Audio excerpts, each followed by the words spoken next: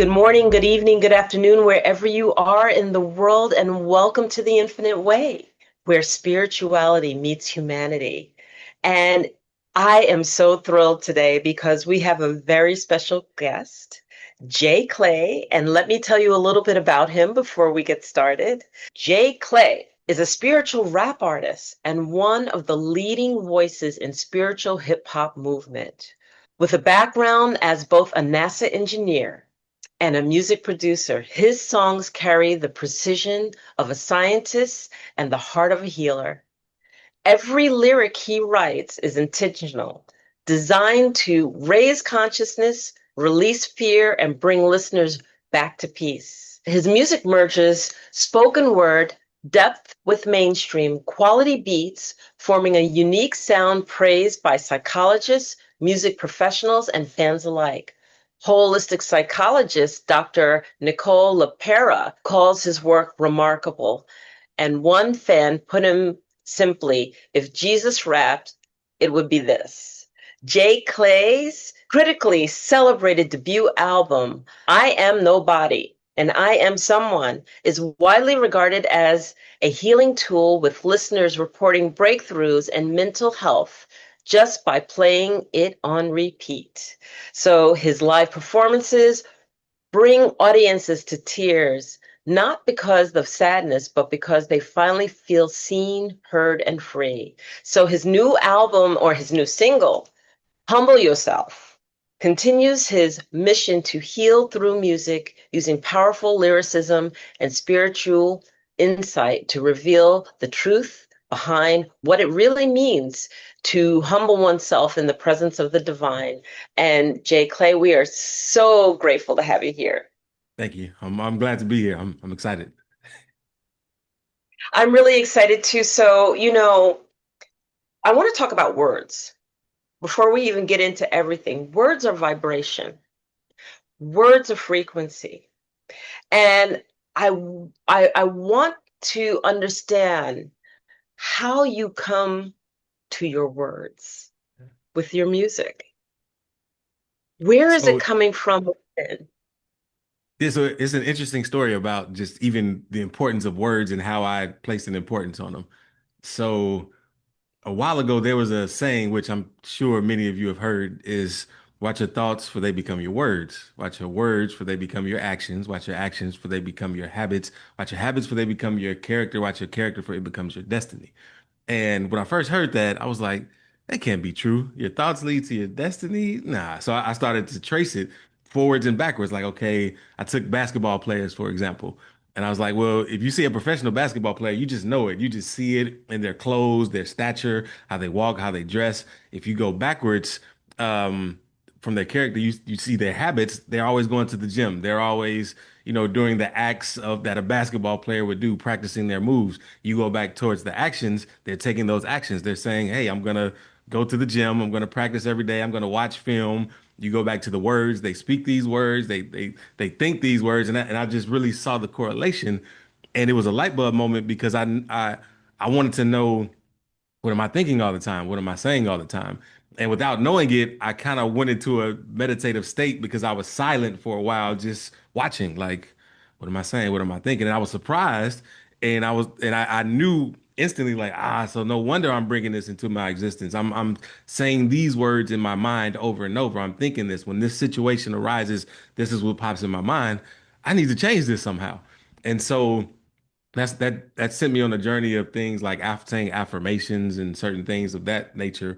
But still, I didn't incorporate it fully into music yet because I wasn't there yet. But once I did, I knew the importance of it and how, especially with music, words can replay in your mind like a mantra.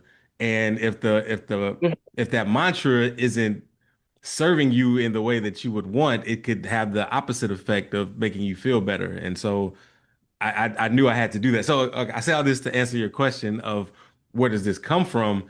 It comes from wanting to make sure that every lyric or every word is very helpful toward what you truly want in life.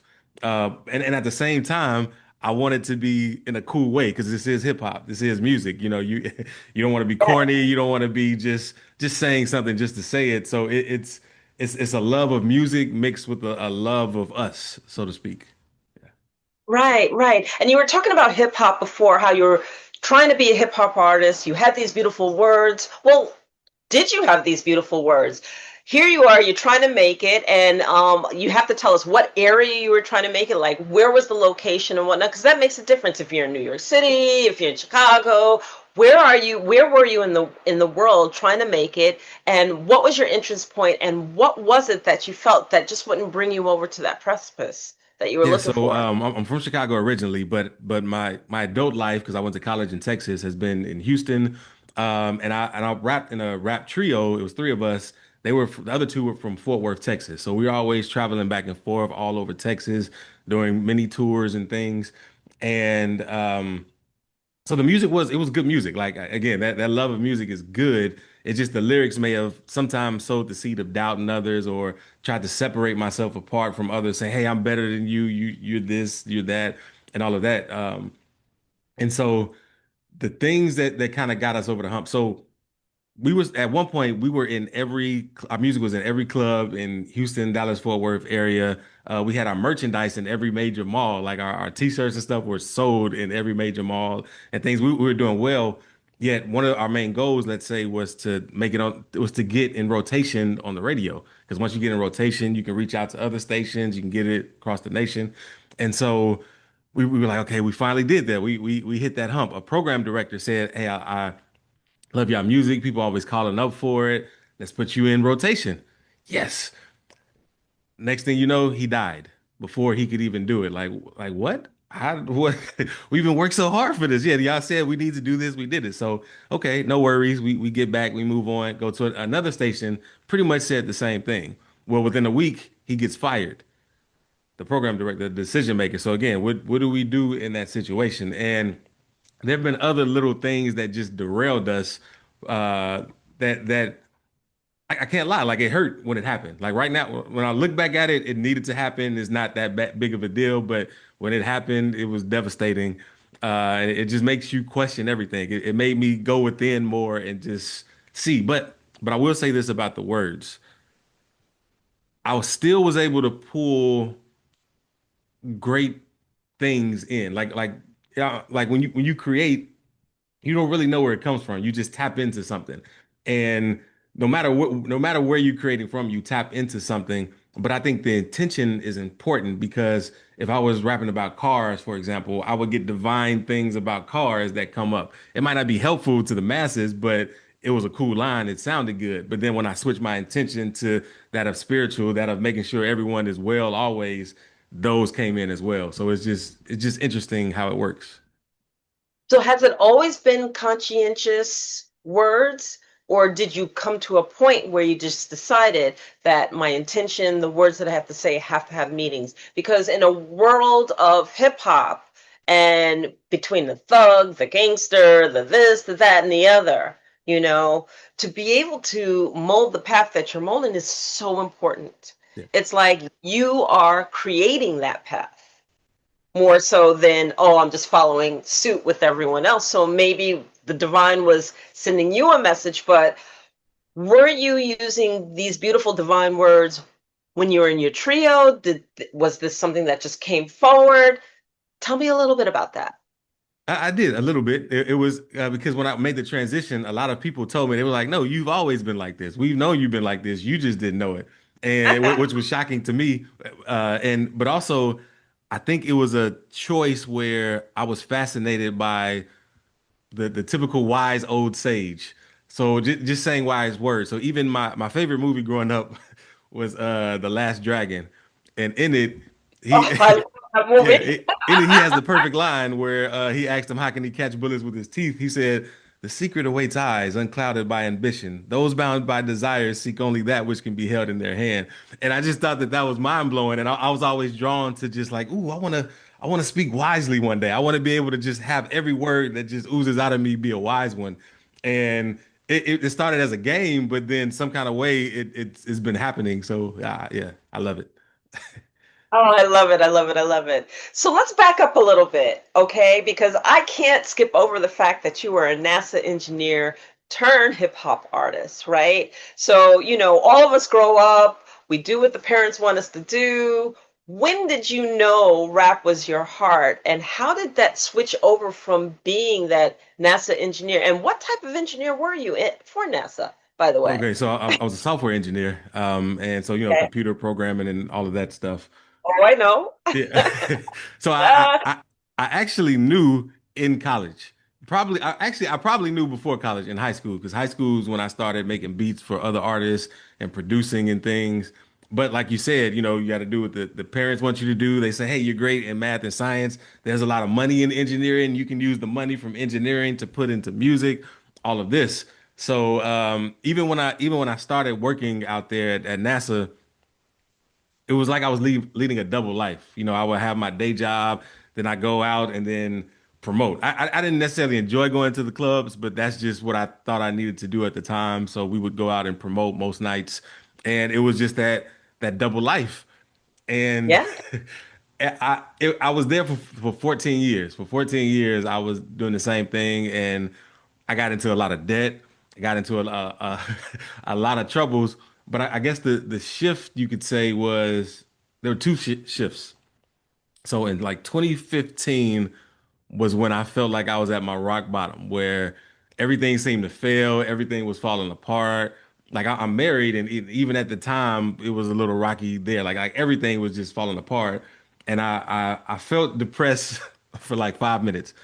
This sounds like a joke, but that hurt so bad that I was like, I don't like feeling like this. I need to do something different. Let me lean on all the tools that I learned, just from reading books and stuff. Let me make a change. Let me set my intention somewhere. And again, this is pre-spiritual. Yeah. So right. So I blamed everything on money. I said if I have more money, I'll be able to just quit this job and do what I want to do and spend it on music. And so I decided to learn all I could on personal finance. Got all the books, learned, and I did well. I was able to get myself out of debt. I was able to have a retirement fund. I was able to go on trips, give away money. I was able to just do all kind of stuff while I was still at NASA. But then in 2018 was when I kind of and I'm kind of skipping over right now.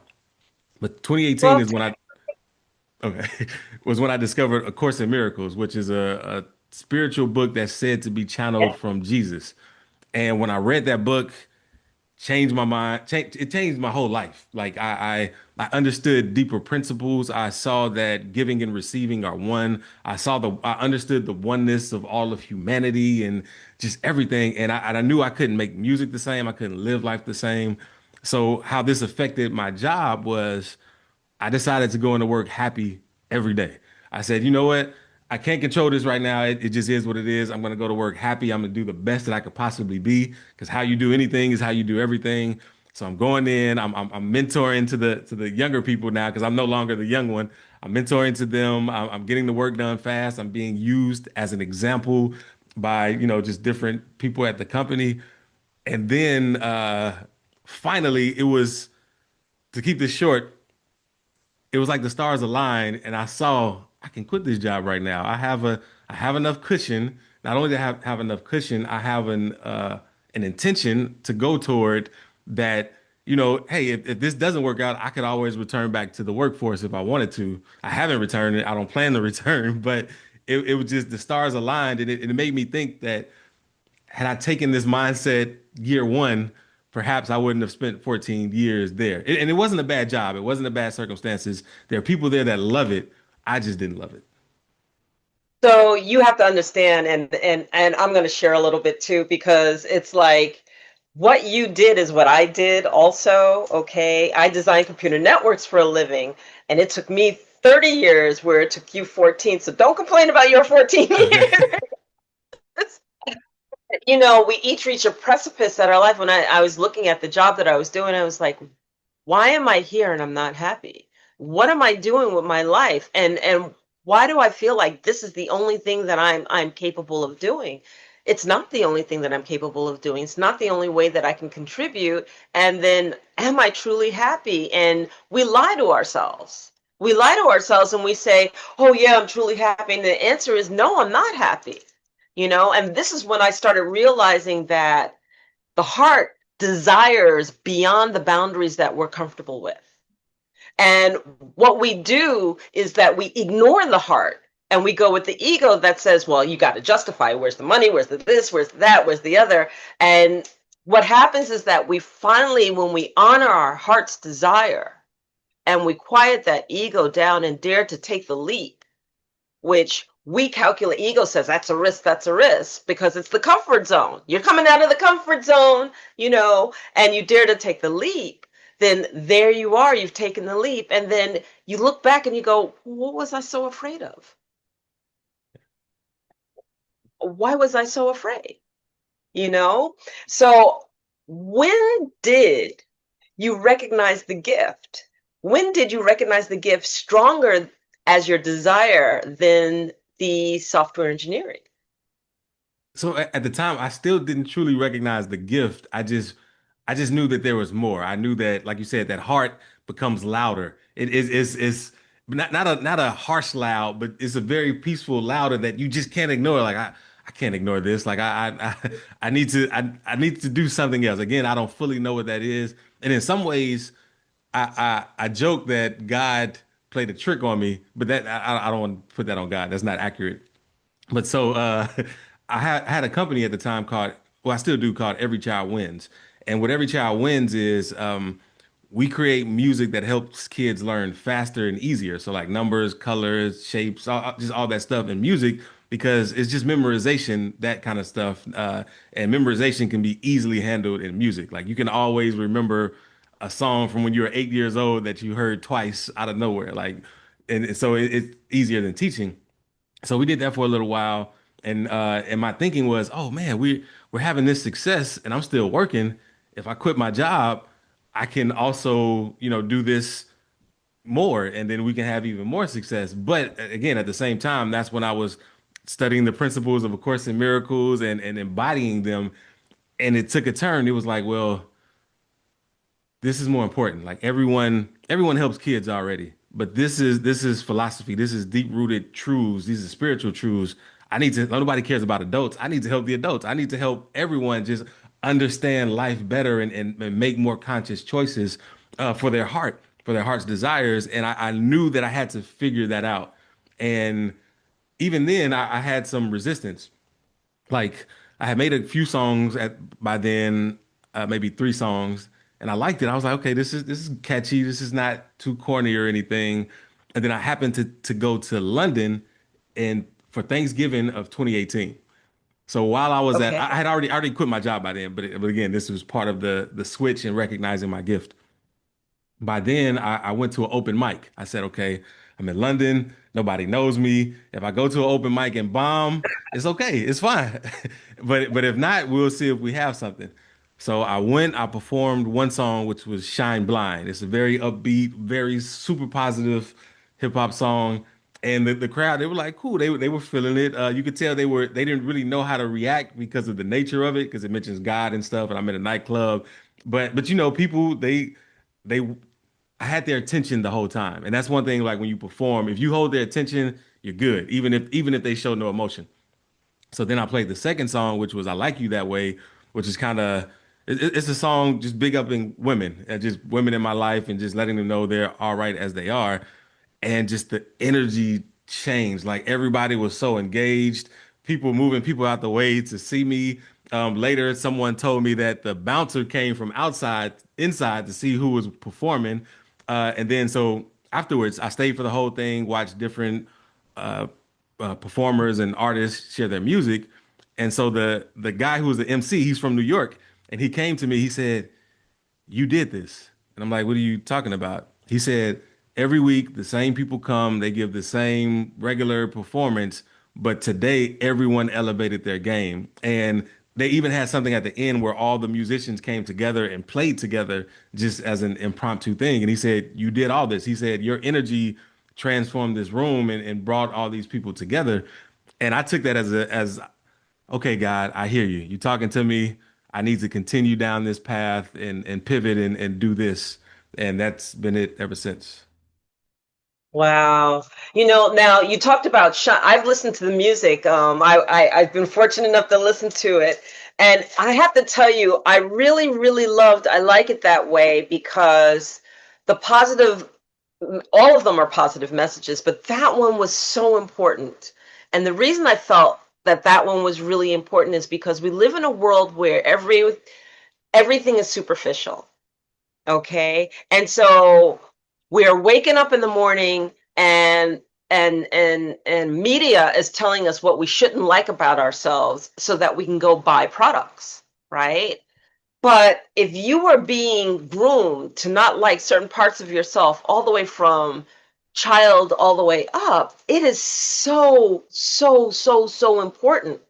And we talked a little bit earlier today about the fact that I walked across Africa the first time I ever stepped foot in Africa.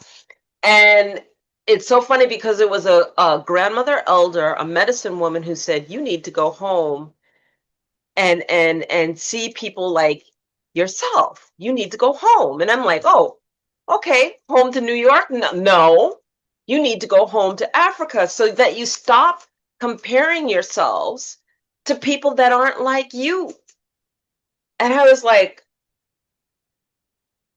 all right, all right. So I come to Africa and the billboards and the this and the that and the other. So where everybody's like pencil thin, I'm looking at billboards of women that have some meat and they're and beautiful and I like it like that. Yeah. It's just like I love it. I love it. You see me. And me isn't pencil thin. Me has curves. Me is voluptuous, right? But that's not what we're seeing. So it's so important when you sent that message. It's like I see what I like and I like it like that. It was just beautiful. What I love about your story, so and you've probably experienced this. I still haven't. One time I went to I went a trip to Mexico City, and then while there, we went to a next town over called either Puebla or Pueblo, and it was like a true community where like well, of course everyone is like everyone else there, and everyone seemed happy, and so there was a boy who was selling something on the street. This is nighttime. He looked like he was maybe 5 or 6. My friend had, bought something from him, but we were not worried for him. Like there was no worry. It was like he was just within family the whole time, and it made me pause because I was like, I can't fully say I know what that's like because just being born here in the U.S. like you see so many different people, you never get to be where none of that matters. Like you said, like you're not being sold a product, you're not being told that you're not this enough or that enough. And for you to experience that, it sounds like you've been experiencing that, and that's a beautiful thing. It is a beautiful thing. I was trying on a dress in Kenya and the young lady said to me, oh, I hope I can grow up and have a shape like you. And I'm looking at her going, oh my God, because in US, I would be considered heavy, right? And she's sitting here saying what she sees is beauty and beautiful. And it just made me step back and really made me realize what brought me to that place that made me feel that way, and all of the people that are experiencing it. So the words are really, really important, really, really important. And I love what you did with that. I also love what you did with Let It Go. Tell us where Let It Go came from. And by the way, I'm going to cue some of these songs up. So for our audience, I'm going to cue some of these songs up, and then we're going to come to this conversation, and we're going to talk about them. So go ahead, talk to us a little bit about Let It Go. All right, so it was let go, but it was all right. Oh, Let Let Go, sorry. No, it's cool. So at the time, I was in a mastermind group, and I was learning again. I was learning A Course in Miracles, and because it made me aware of certain patterns that people had, I started to notice them everywhere. And even there was a resistance to bring it to my mastermind, like, oh, they're gonna kick me out and think I'm crazy because there were people there who are very much churchgoers, and I'm not trying to down churchgoers because it's the same information, it's just received slightly different. But I would share it in there, and it would be well received. Well, there were a couple of people who were, let's say, in this moment right now, we're peaceful, we're here, we're grounded. They would be that way too, but then they would bring something from the past to not be peaceful anymore. They would say, yeah, and this happened, they did this, and they just kept bringing it up. Like, no, no, why are you tainting this moment? That's leave that there. We can just be here, let go. And so, and instead of, just shouting rhetoric to them, I was like, well, let me see if I can put this in a song. Let me reformulate my thoughts. And so I was still working at NASA when I wrote this, by the way. And I remember going into work. I was like, okay, I need a good beat for Let Go. Found the perfect beat. So I'm writing it while I'm driving, and I didn't get any work done at that time because I'm like NASA has a beautiful campus, and I would walk it sometimes on my breaks.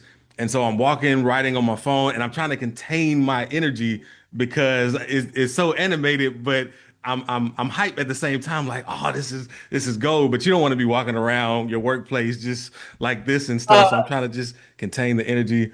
And then I remember I was driving back home. I left work early because I couldn't take it. I had to just finish the song. I'm driving back, and at a red light, I stopped and I had my windows down, and I was like, okay, let me start this from the beginning since I can actually look at my phone while I'm stopped. And I started saying the rap, and then there was some people next to me. They were listening. And they started recording, and you heard them just go, oh, and then that just got me even more hype. I was like, yeah, I have something. So, but that's the basis of it, and I really enjoyed that too, because I also wanted people to know that I could really rap. Now that's ego. I will admit that, but it's like, okay, yeah, I'm making these positive songs, but people don't know I can really rap. This is an art for me. Let me show them this as well as help them heal. Well, it is an art form. We're talking about poetic and being the true poet at heart, and the rhythm, the flow, the pentameter, all of it. How does one come to embrace that? Was that just something you just always had? Did you grow up in a musical family? I mean, Yeah. what? So my dad he played the drums. So I grew up listening to Afro-Cuban jazz and just different things in the household. I love R&B. R&B for me is it. I grew up with it. Love it. I always Yeah. wanted to be a singer, but my best friend at the time said, "Hey, you can't sing." I believed him, so I threw that dream away. Even though I'm singing now on stuff, but it's just funny how you accept certain Oh, things. I know that one. Yeah. So I was like, well, I'm not cool enough to be a rapper. I don't have anything to say. I'll just make beats. And I got really good at making beats. I got really good. Like I had different rappers come in to be on my songs who wanted my beats, pay for my beats. And then in college, while I was looking for artists, I would just make these silly songs. I would make, just songs that just to make people laugh.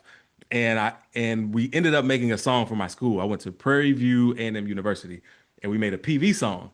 And also, I was the resident bootleg guy, me and this other guy, and we put that song on track four.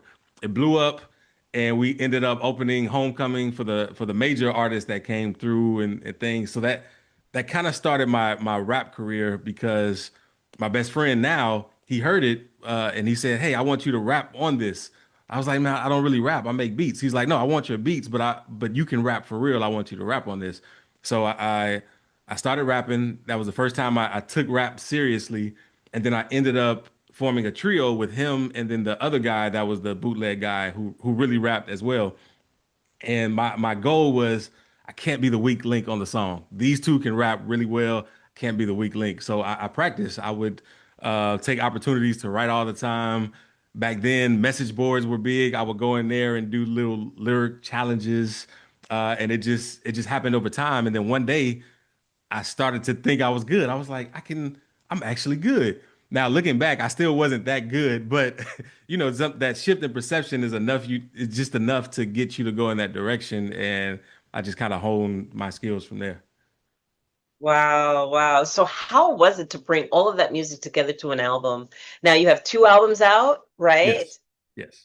Okay. So And you want to share a little bit about your first album, I Am Nobody, and then the second?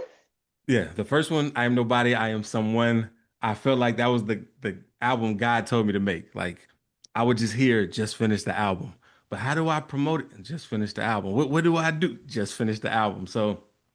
And it was funny when I did finish that, I felt complete like, oh, I could die now. Like I'm I'm fine, but there were other plans laid out for me too. But so about that album is designed to take you from no matter where you are, to a higher place, to a higher vibration.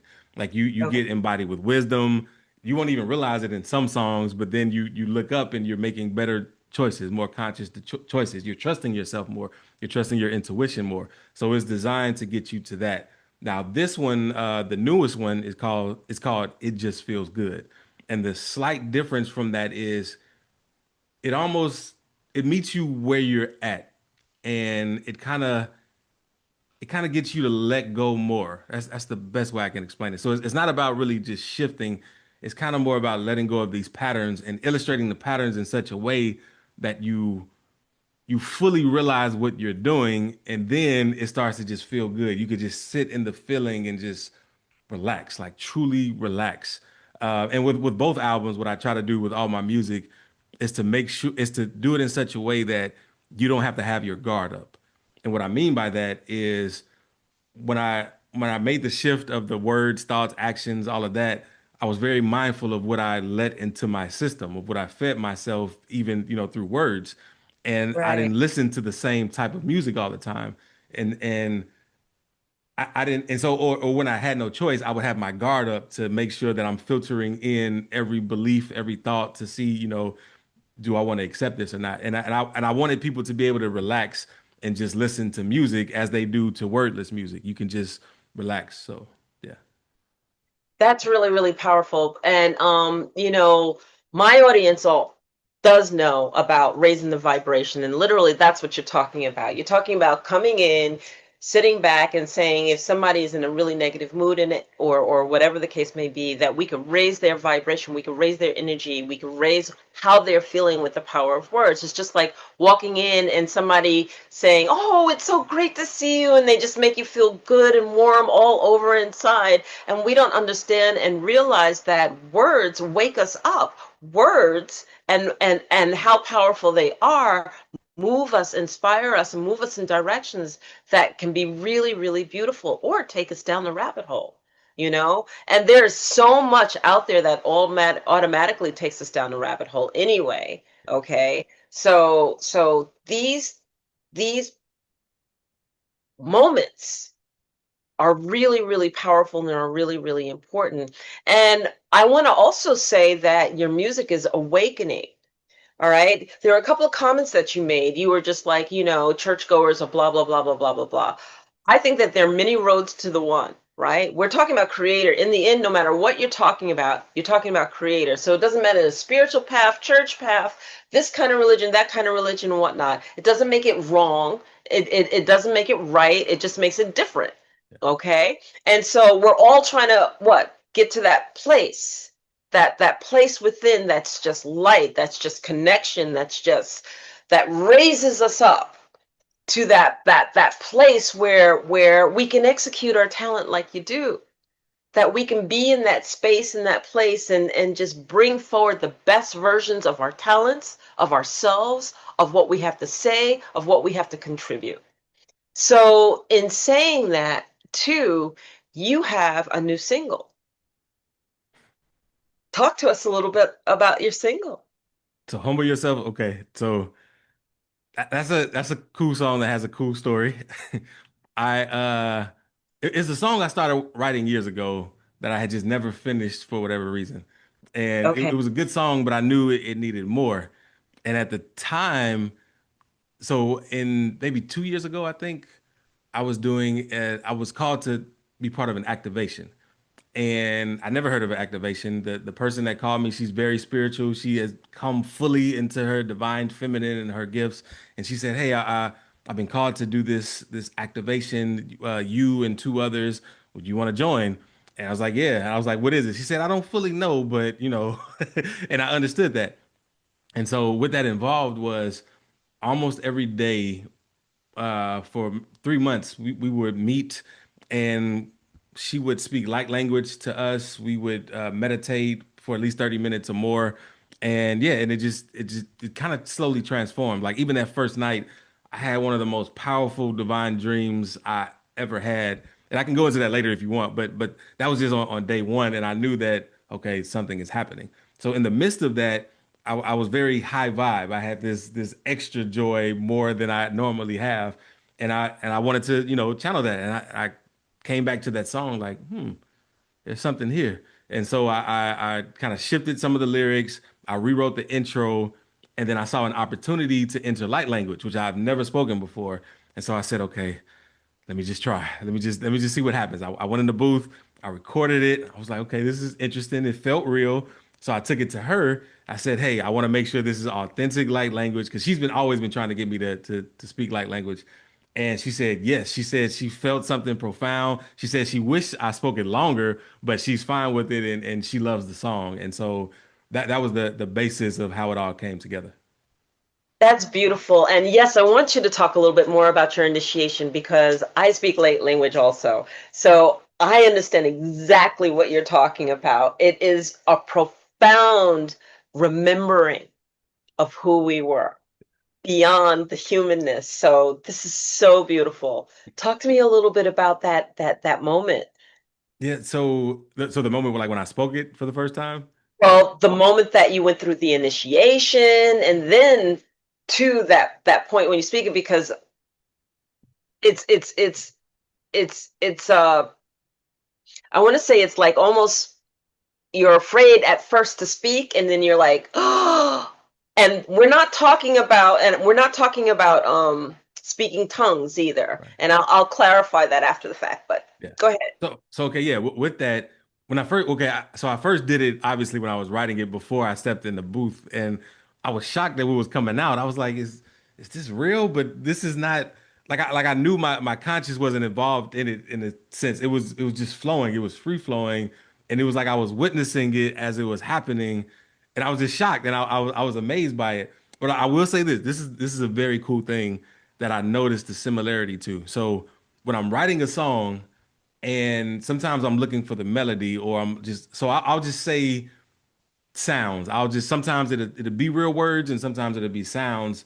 It felt very similar to speaking light language, which was mind blowing. So it's like, wow. So I really am tapping into something when I'm writing these lyrics, and it did feel good, and it felt good to get that confirmation from her that hey, this is real deal. You're really doing this, and it kind of what's the right word? Like it took off the shackles from me a bit to be more freer in creation. Yes, and actually it's a true understanding that that expansion that's taken place in your heart, your inner verse, has really embraced the universe within, you Yes. know. And so yeah, and for those of you, you're gonna, light language has been sometimes associated with speaking in tongues, but the difference is, one, there's no doctrine associated with it. Okay, it's a remembering. It's not a doctrine. You don't go to church and then you do this and you do that and do the other and then it comes through. No, it's just a remembering. And JJ Hurtak puts it equivalent to light codes, that sometimes you're connected with spirit so deeply, it's like the light has codes, and those codes have a vibration, and that vibration is so strong within you, it emanates. And how does it emanate? It emanates through your speech. It emanates through the way that you speak. So when a person is speaking light language, you may not understand a single word that you're speaking or even hearing, but your subconscious does. Your subconscious knows exactly what's being said and exactly what it's receiving and embodying upon receiving it, Yeah. So that is the beauty. Yeah, Did you want to and add to that? oh, yeah, yeah. Even when you listen to it, like you feel it instantly. Like you said, you don't know what's being said, but you feel it. So you know that it's divine. Like you know it's not. There's nothing to be afraid of because you feel engulfed in this light. And just you speaking of it, I definitely want to put you in touch with her after this. Her name is Angela Anderson, and yeah, it's Oh, profound experience. But yeah, beautiful. yeah. Beautiful. So here you are. You've got a couple of albums, you got, Humble Yourself, and you're on this path. What is your vision? Where do you see this going? What is it? How do you want to make that impact or contribution to humanity? So this is something I've thought about a lot, and it's a twofold answer. So one. I've been practicing for the past few years, just being more rooted in the now. and the now and just what comes up. I still have intentions that I set for directions to go in, but I'm here. I'm wherever here is, I'm here. I'm here now. And so I know how sometimes we can get caught up in going for a goal so hard that we pull ourselves out of the now and the appreciation. So I'm very mindful of that. Yet at the same time, I do have, goals that I write, and I want to be able to bring this to more people. I want to be able to not only that, have visuals for the audio in the way that I see it in my mind. Like it's yeah, because visuals do make a difference. Even like what you shared about going home, like visuals, they have a huge impact just as much as sound. And like all of our senses, even though it's not necessarily truth, it's sense. We're sensing the truth, but it can have a profound effect. So I want to be able to do that. I want to be able to just give this freely. I want to have other artists do this, and I've seen other artists do this. That not to say that I have to be the one to inspire them. I didn't inspire these other artists. They just came to this themselves. Like you said, there are many paths to the oneness.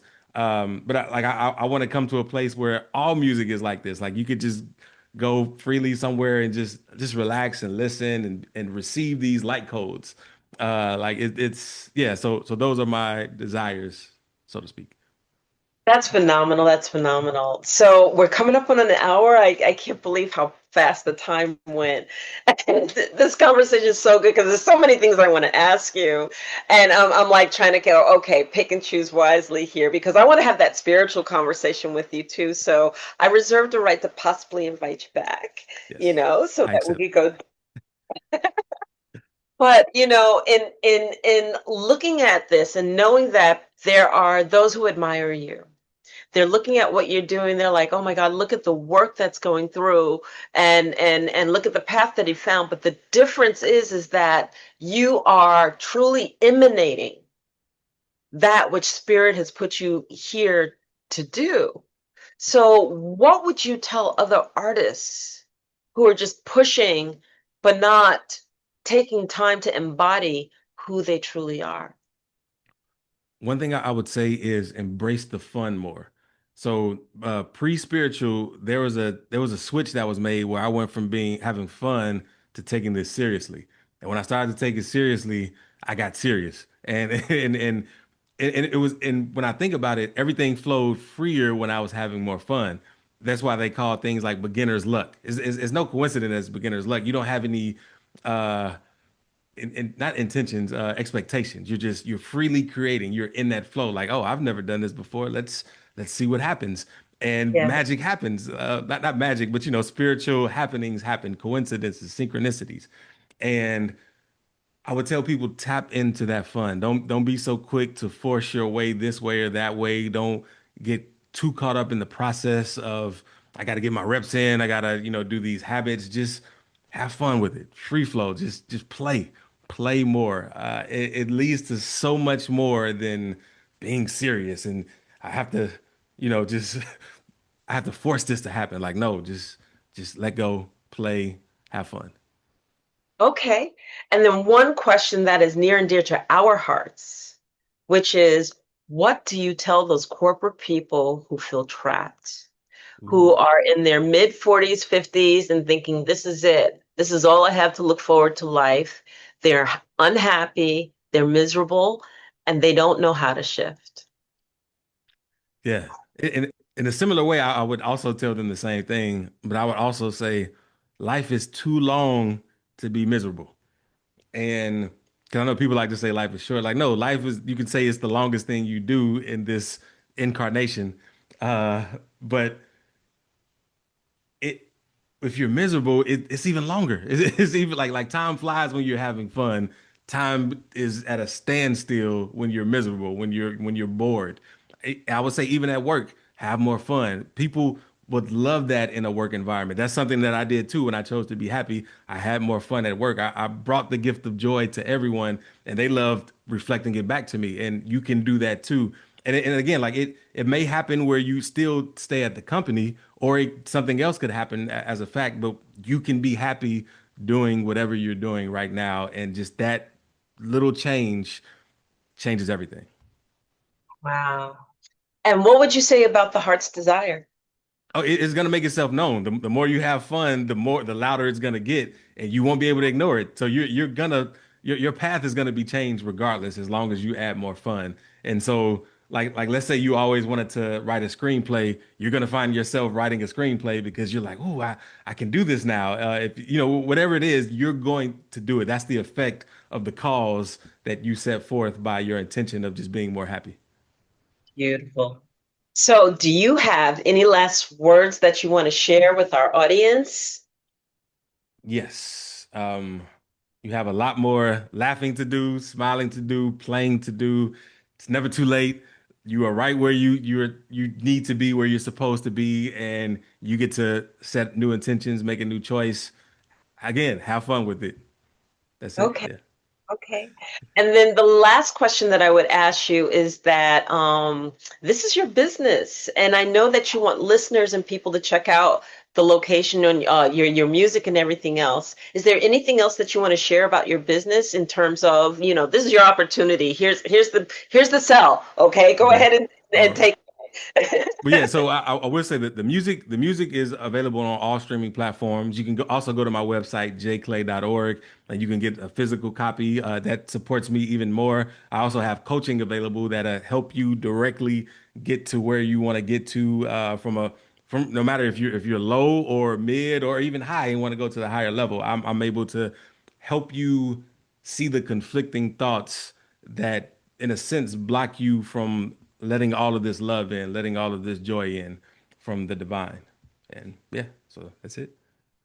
What an honor it is to have you on here. This is JClay. You have to listen to his music. And actually, for this episode, I'm going to, with your permission, preempt and start it with your music and end it with your music so that people can hear I love Let Go. So that might have to start the show. And then whatever you decide. But the music is phenomenal. It's take the time, take pause, go to his website, listen to the music. You will truly be inspired. I did. I listened to it before you came on, and it filled my heart. Filled my heart. And you got to keep doing, always do what you're doing. It's truly a gift come forward. So I Thank you. want to say thank you. Thank you so much for being here. It's an honor to have you on here. Thank you so much. It was an honor being here. The hour did fly by. Like that's wow. Thank you.